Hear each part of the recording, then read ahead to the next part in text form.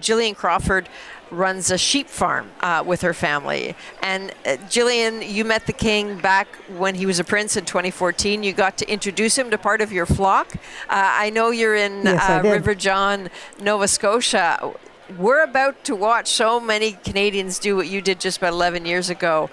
What were you feeling just before you met then Prince Charles? Well, excited, of course, and honored to have a chat with him and meet him. When you started out sheep farming, I suppose it never occurred to you that it would lead to you meeting the king, or did you sense that sort of there? No, I don't think anyone thinks they're going to have the chance to meet the king, especially not a sheep farmer in Canada. So it was quite a surprise. So why did that happen? How is it that you were invited to show him your sheep? Well, he was coming for various reasons to Canada, but one of the reasons was to launch the Campaign for Wool, of which he is a patron and is still a patron. And it's an international organization, but because this was the first time it was being launched in Canada, he was coming to be part of it. And originally we thought it was going to happen at the Halifax Seaport Market, so we had been invited to take some sheep and be there and meet him there. But then the event got switched to Pictou waterfront. So my husband and daughter went to Halifax Market with sheep, and my son and I went to the Pictou Market, the Pictou waterfront with sheep, and a crew of our friends with some weavers and spinners involved. And it was the launch of the Campaign for Wool, as well as a chance for him to visit Pictou and meet some other people there as well. And how did it go? How did that day go?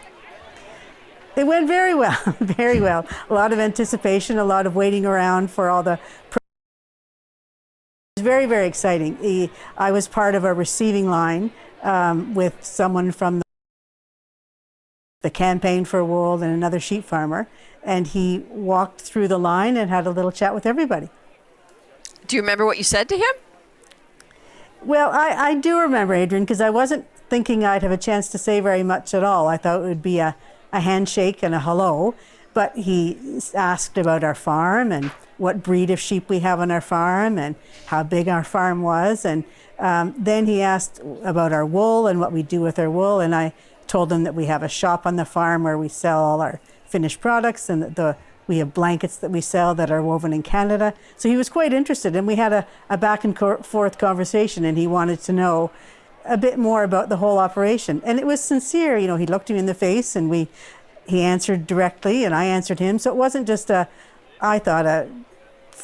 informal conversation. Mm-hmm. He really was interested in what I was saying, or so I thought, or he gave that impression. Right. That is such a consistent response we get from people. And as you look at this visit now, what are you thinking? Well, I'm thinking of all the lucky people, I guess, that do get to meet him. Happy that he's back again in Canada, of course, and because we know he's an interest in farming and agriculture, that's always good to see that he's here, and no doubt we'll connect with some people in that field again during this trip. And it reinforces the connection we have with the monarchy here in Canada. So how are the sheep many reasons it's good he's coming. How are the sheep holding up behind you there? I see them sort of being very polite and kind of hanging out. Well, if you'd come an hour ago, you would have heard a lot of baaing and bleating. But we gave them a little bit of food, and like everybody else, give them some food, and they're quiet. So I think they're behaving very well. This is an excellent life strategy. Producers use that with me as well.